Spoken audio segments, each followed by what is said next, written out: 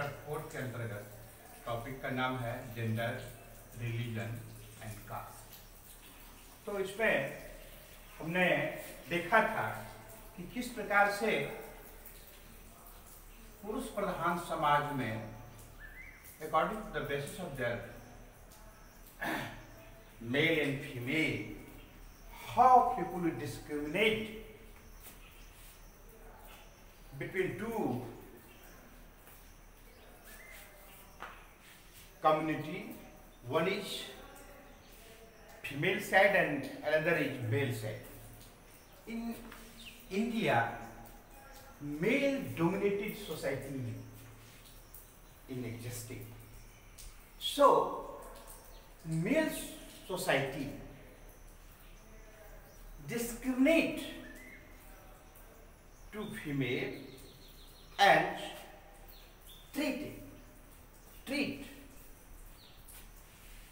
very roughly to female, and they give more priority to male society in the comparison of female community. यानी ये male dominated जो society है, इसमें पुरुषों को ज्यादा महत्व दिया जाता है और महिलाओं को कम। इस पर हम लोगों ने चर्चा की है, विशद चर्चा की है। निष्कर्ष में यही है कि अब चूंकि पहले ज्ञान का अभाव था, महिलाएं साक्षर कम होती थी, इसीलिए उनकी आवाज को दबा दिया जाता था। किंतु अब क्या है कि धीरे धीरे महिलाओं में भी जागरूकता आई है। वो भी समझ रहे हैं कि हमें भी पुरुषों की भांति सम्मान पूर्वक जीने का और पूरा का पूरा अधिकार के साथ जीने का हक है। इसीलिए हमें भी प्रत्येक क्षेत्र में आगे बढ़ना चाहिए और साथ ही साथ पुरुषों के वर्चस्व को हमें स्वीकार नहीं करना चाहिए। हमें भी पुरुषों की ही बराबर अधिकार मिलना चाहिए प्रत्येक क्षेत्र में।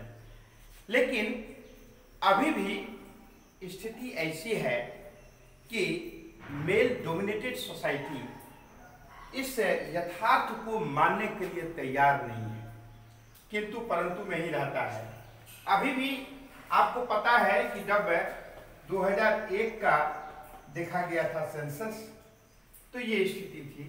2011 की ये स्थिति कुछ बढ़ी है, मतलब पुरुषों की अपेक्षा महिलाओं में जो कमी जो है वह है 2001 की जनगणना के अनुसार से 2011 का यदि तुलना करते हैं तो देखते हैं कि इसमें इसकी प्रतिशतता, इसकी संख्या में कुछ वृद्धि हुई है। उसी प्रकार से पहले जो लिटरेसी था, उस लिटरेसी के अंतर्गत महिलाएं बहुत निम्न लेवल में थी, जबकि पुरुषों की प्रतिशतता अपेक्षाकृत देखिए आज भी है।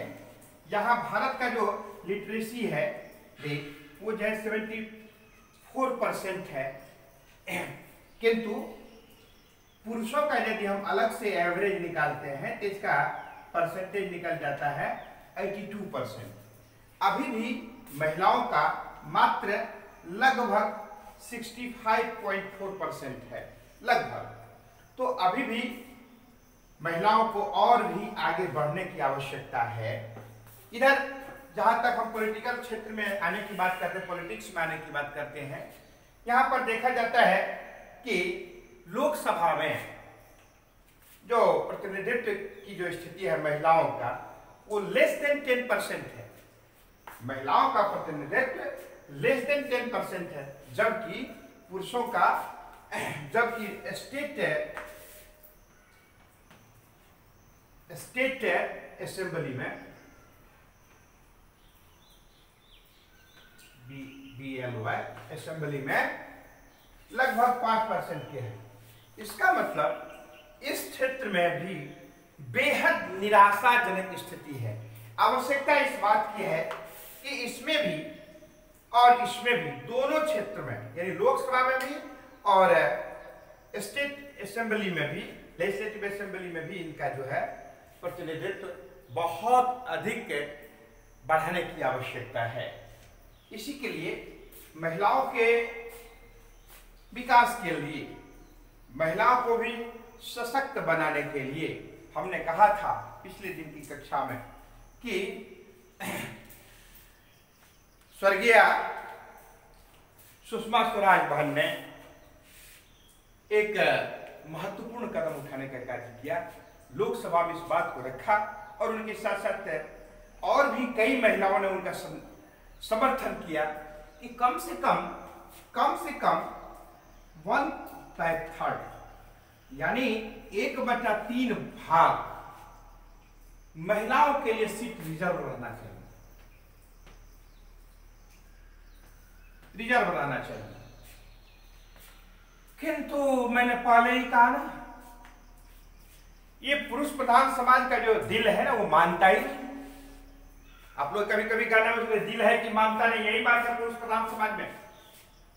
ये इस सच्चाई को मानने के लिए तैयार ही नहीं हो रहा है, जबकि उन्हें भी चाहिए, समझना चाहिए कि यदि महिलाओं का भी उस प्रकार से प्रतिनिधित्व होता है तो उन्हें भी और आगे बढ़ने का मौका मिलेगा।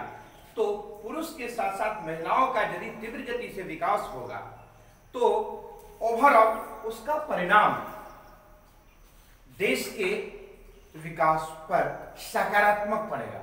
इसीलिए व्यक्ति को चाहिए, पुरुष प्रधान समाज को चाहिए कि महिलाओं के भी महत्व को स्वीकार करना चाहिए, नजरअंदाज नहीं करना चाहिए। कल्पना कीजिए कि जहां महिलाओं की प्रतिशतता, आपको ज्ञात होगा, महिलाओं की प्रतिशतता लगभग 49% है, पुरुषों की प्रतिशतता लगभग 51% है। तो यदि पॉपुलेशन को हम ध्यान में रखते हैं तब तो लगभग 49% इसको आरक्षण मिलना चाहिए। 49% आरक्षण मिलना चाहिए महिलाओं का according to the basis of that population. लेकिन यहां पर 1/3 की भी जो बात आती है तो नेताओं के द्वारा जबरदस्त विरोध होने लगता है।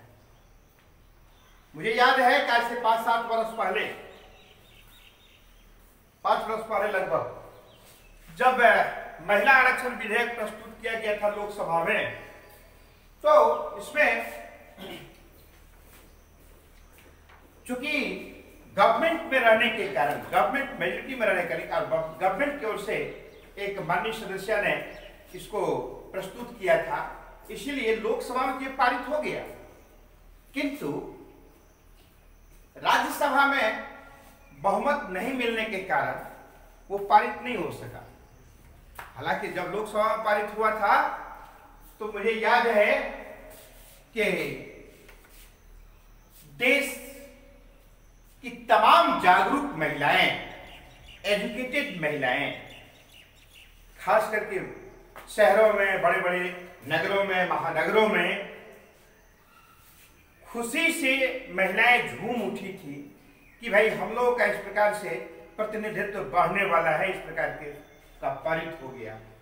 तो उस समय में भी मैं आज से 5 वर्ष पहले जब 10th में पढ़ाता था तो बच्चों को बताया था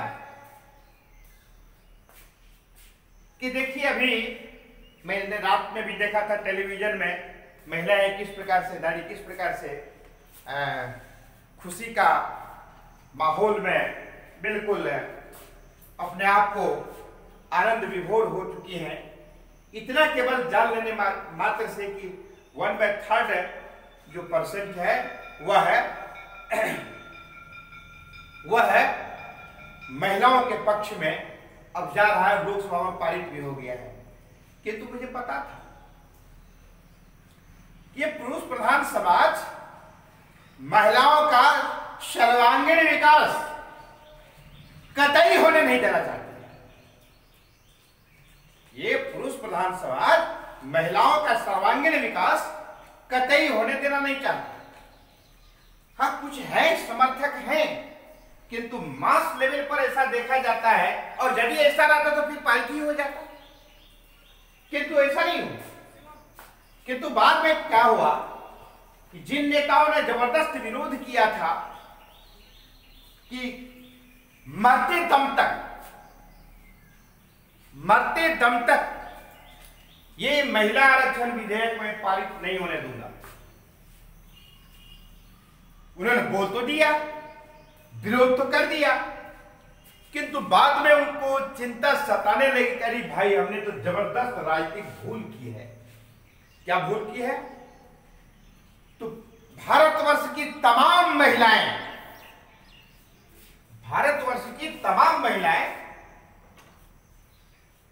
हमारे इस प्रकार के विरोध से तो हमसे नाराज हो जाएंगे, हमारी पार्टी से नाराज हो जाएंगी, तो हमें तो वोट देंगी ही नहीं, तो वोट तो दूसरी पार्टी को देंगी, तो हमारी बहुत बड़ी राजनीतिक क्षति होगी। अरे भाई हमने तो बहुत बड़ी भूल कर दी, हृदय में जो बात था उसको सामने में प्रस्तुत नहीं करना चाहिए था। तो देश तो जान चुका है, महिलाएं तो जान चुकी हैं देश की, अब क्या होगा? तो राजनीतिज्ञों की राजनीतिक कैरेक्टर के बारे में बड़ा ही विरोधाभास की स्थिति रहती है। कब वह किस तरफ करवट बदलेगा वो स्वयं राजनीतिक भी नहीं जानते। तुरंत उन्होंने क्या किया, तो महिलाओं को आकर्षित करने के लिए, अपने पक्ष में करने के लिए एक अलग हथकंडा अपनाया। क्या अपनाया मालूम है? उन्होंने कहा, अरे भाई हमने विरोध किया है और करते रहेंगे। क्यों? इसलिए कि केवल 1/3 ही है। मैं तो चाहता हूं कि 1/2 मिलना चाहिए, 50-50 मिलना चाहिए। नो राधा को नो मन घी होगा और नो राधा नाचेगी, ये वाली स्थिति। अरे भैया जब आपने 1/3 के लिए तैयार, 33% के लिए आप तैयार नहीं है, तो भला क्या खाक आप तैयार होंगे 50% पर? यही राजनीतिक हथकंडा है। किंतु महिलाएं जानती थी, सभी महिला उस प्रलोभन में नहीं आई। एजुकेटेड जो महिला थी, जिनको अच्छे बुरे का ज्ञान था, वो समझ गई कि ये राजनीतिज्ञों की एक चाल है। जैसे अभी चाइना का रंग बिरंग की चाल जो है देश और दुनिया देख रही है, ठीक है ना? तो ये राजनीतिज्ञों की चाल है, इसीलिए हम लोग को बहकावे में नहीं आना है। हाँ, फिर आवाज उठी, किंतु आज तक ये महिला आरक्षण विधेयक 33% वो पारित नहीं हो सका। यदि पारित हुआ रहता तो निश्चित रूप से और भी अधिक महिलाओं का विकास होता, कल्याण होता, इसमें कोई संशय की बात नहीं। ऐसा है कि राज्य की सरकार ने ये पंचायती राज सिस्टम, लोकल सेल्फ गवर्नमेंट की बात आती है, उसमें इस प्रकार की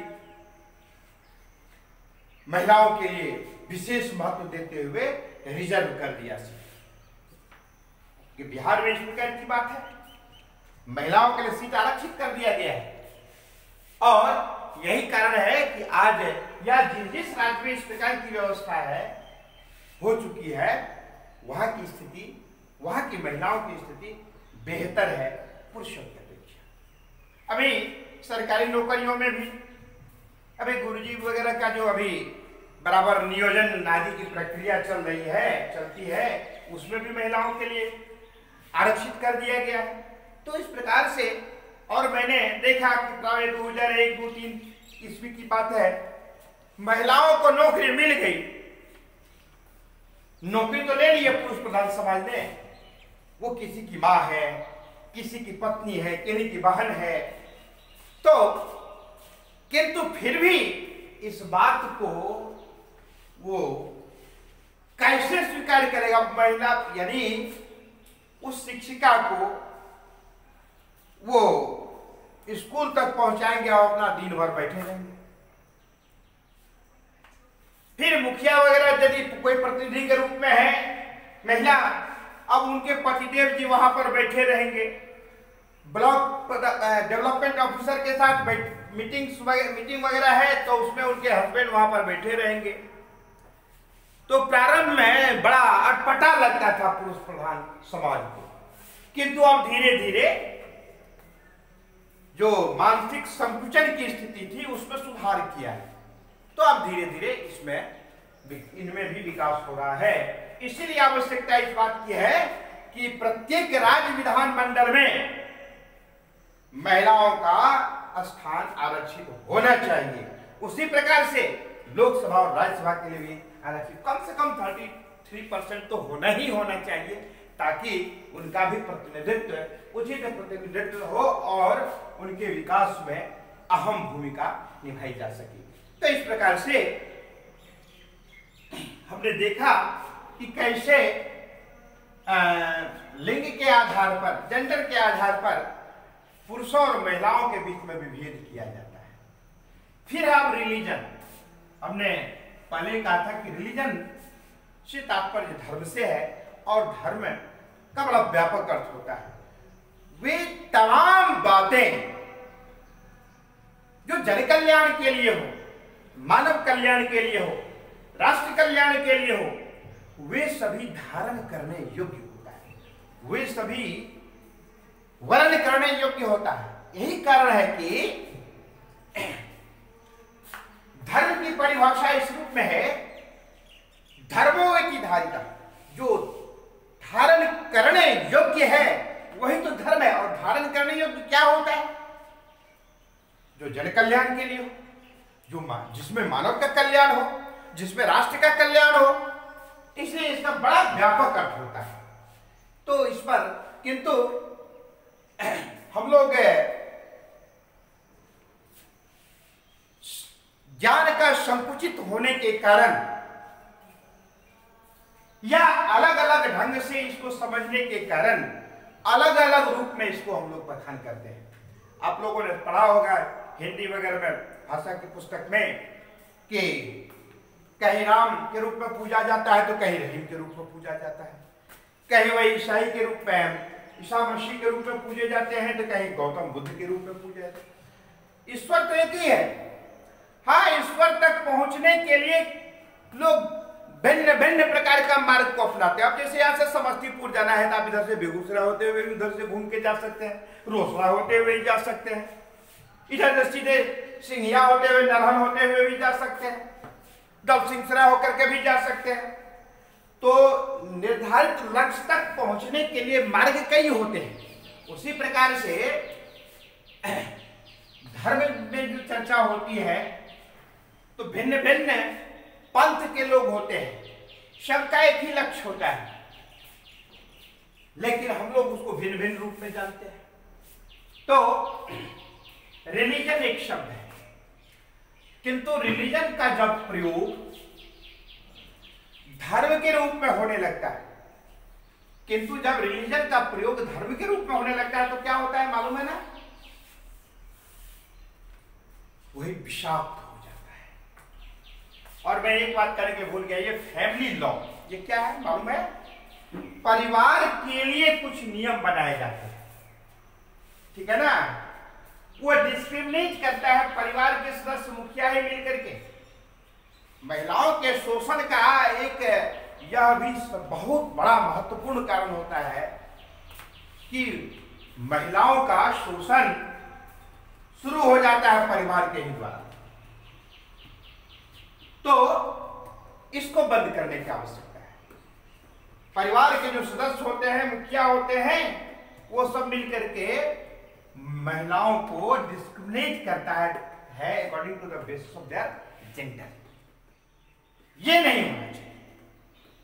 इसलिए कहा जाता है कि कुछ नियम होना चाहिए, जो परिवार के लिए नियम होना चाहिए। महिलाओं ने आवाज उठाई, why this type of discrimination between mail and female, why? अब आप लोग भी अपने अपने घर में देखते हैं, बेटा बेटी दोनों है, माता पिता का संतान है, बहुत प्रिय है, किंतु बेटा को बहुत आजादी रहती है, काम भी कुछ कम रहता है, काम का नेचर भी कुछ अलग होता है, किंतु बेटियों को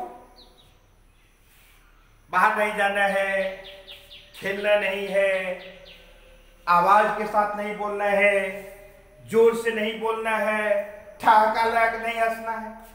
Why to this type of discrimination? क्योंकि मानव का मन मस्तिष्क जो है बड़ा संकुचित है, इसीलिए इस संकुचन से ऊपर उठना चाहिए। इसलिए अब महिलाओं के द्वारा आवाज उठने लगी है, स्वयं परिवार में भी, क्यों भाई बेटे और बेटियों में इस प्रकार का विभेद क्यों किया जाता है, नहीं होना चाहिए, यह अमानवीय है, इस प्रकार का डिस्क्रिमिनेट नहीं होना चाहिए। अब आवाज उठने लगी है और लोग भी धीरे धीरे, पुरुष प्रधान समाज भी अब धीरे धीरे इस बात को महसूस करने लगे हैं कि माता पिता हैं, अपने सभी बच्चों के कल्याण की चिंता करते हैं, इसीलिए अब धीरे धीरे बहुत परिवर्तन होने लगा, लेकिन फिर भी अभी भी बहुत सुधार करने की आवश्यकता है। फिर अब धर्म का ये क्या है, communalism, when using religion and politics, यानी पॉलिटिक्स में जब धर्म को समाहित कर दिया जाता है, इसी स्थिति को हम सांप्रदायिकता कहते हैं। धर्म का जब प्रयोग होने लगता है रिलीजन में पॉलिटिक्स में, और उसका आधार क्या होता है, उसका बेसिक आधार जो होता है वही है, वो कम्युनल हो जाता है। इसीलिए अपना देश का संविधान यह नहीं बताता है कि हम लोग धर्म के आधार पर डिस्क्रिमिनेट करें, एक दूसरे को श्रेष्ठ माने या फिर इंफीरियर माने, तो इसको हम लोग कम्युनलिज्म के रूप में जानते हैं।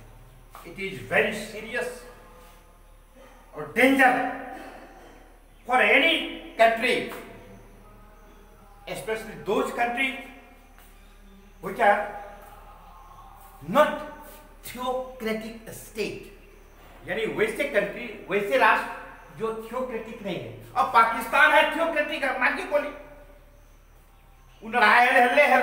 एक ही देश एक ही धर्म को मानता है, बाकी किसी को नहीं मानता है, लेकिन हमारे यहाँ तो सभी धर्मों का संगम है, ये इंद्रधनुषी रंग बिरंगे धर्मों का समागम है, सभी को समान रूप से देखा जाता है और सभी को पूरी की पूरी आजादी होती है। इसलिए हम लोगों को सांप्रदायिकता से बचना चाहिए, इस प्रकार की स्थिति को पैदा ही नहीं होने देना चाहिए।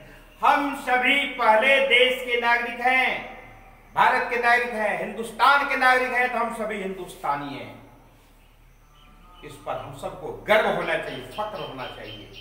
तो और यदि इसमें धर्म वगैरह विभिन्न धर्मों का हम यूटिलाइजेशन करते हैं, प्रयोग करते हैं, तो वही विषाक्त की स्थिति उत्पन्न हो जाती है, और थोड़ी बहुत स्थिति रहती भी है तो उसमें घी नमक तेल मसाला डालने का काम हमारे निहित स्वार्थ के वशीभूत कुछ नेता लोग तो होते ही होते हैं, ये चुपते कहां। इसीलिए कहा जाता है कि हाउ टू,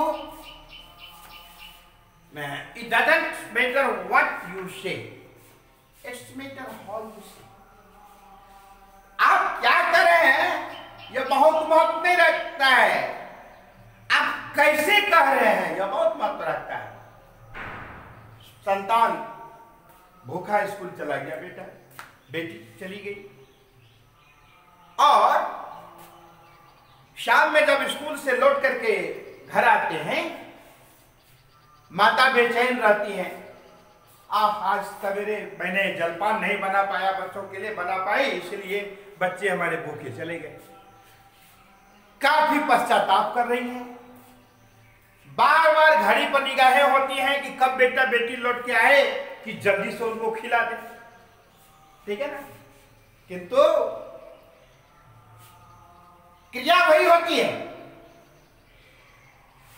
एक माता ऐसी होती है वो बड़े ही प्रेम से आकर के भोजन लगाती है, बच्चों के आने पर अब तुरंत बड़े ही श्रद्धा के साथ उनको भोजन करने के लिए आग्रह करती है। भोजन क्या करते हैं, मुंह में डालते हैं, ठूसते हैं। यही कार्य को यदि इस रूप से आया, बेटा थोड़ा खा लो, बहुत भूख लगी होगी, आज जलपान भी करके नहीं गया था, बहुत मैं बेचैन हो रही थी, इसी बात को यदि एक माँ ऐसा कह दे, आजा बेटा जल्दी से भोजन हूर ले, ठूस ले भोजन, मुंह में तो ठूसवे करते हैं, खेवे न करते हैं जी।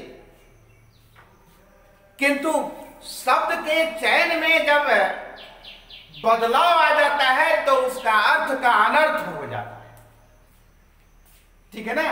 इसीलिए मतलब यह है कि कैसे हम बोले,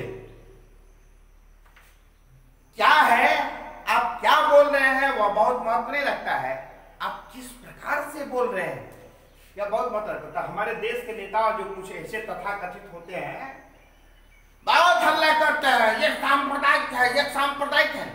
Why they have no capacity, no idea, no knowledge what is the definition of communalism, but they always utilize this type of word. So we should always